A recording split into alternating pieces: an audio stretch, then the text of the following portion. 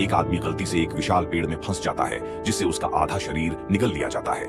चाहे जितना भी संघर्ष करे, वह खुद को उस पेड़ के चेरी जैसे छोटे मुंह से बाहर नहीं निकाल पाता। 2 साल 6 महीने बाद एक समूह के खोजी उसे ढूंढ निकालते हैं। वे देखते हैं कि वह आदमी और पेड़ इतनी अच्छी तरह से मिल गए हैं कि उसे देखकर सभी डर से कांप उठते हैं। ये देखने के लिए कि वह जिंदा है या नहीं, छोटू अपना फोन निकालकर उसकी सांसें जांचता है। जब उसकी मौत की पुष्टि होने वाली होती है, तभी वह आदमी अचानक अपनी आंखें खोल देता है। ये देख छोटू घबरा जाता है और तुरंत अपना हथियार निकाल लेता है। लेकिन उस आदमी की पहली ही बात सुनकर सभी चौंक जाते हैं।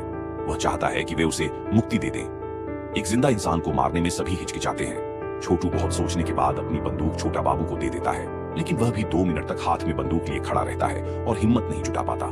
इसी बीच वे आदमी के आसपास कुछ जांच करने लगते हैं और अचानक उन्हें वहां एक अजीब दिखने वाली मशीन दिखती है, जो किसी गटलिंग गन जैसी लगती है। वह आदमी फिर से उन्हें खुद को मारने के लिए कहता है, लेकिन छोटा बाबू 2 साल 6 महीने तक हिम्मत नहीं कर पाता।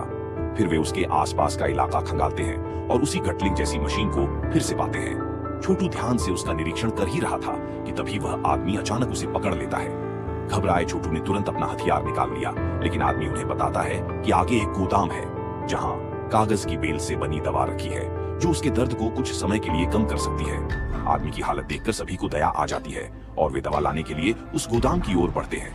वहां पहुंचकर उन्हें एहसास होता है कि यह कोई साधारण गोदाम नहीं, बल्कि एक रिसर्च बेस है। वहां अजीबोगरीब चीजें रखी थी और फ्रिज में उन्हें 10 टन कागज की बेल से बनी दवा मिलती है।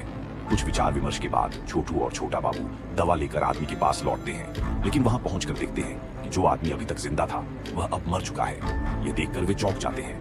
वे ध्यान से देखते हैं तो उसकी बाजू पर अलग अलग आकार के इंजेक्शन के निशान होते हैं और जमीन पर एक इंजेक्शन की शीशी पड़ी होती है। इसी बीच दूसरी तरफ उनके साथी कंप्यूटर पर सच्चाई का पता लगाते हैं। वह आदमी असल में एक प्रोफेसर था, जो एक टाइम ट्रैवल एक्सपेरिमेंट पर काम कर रहा था, लेकिन प्रयोग असफल हो गया और वह पेड़ के अंदर फंस गया।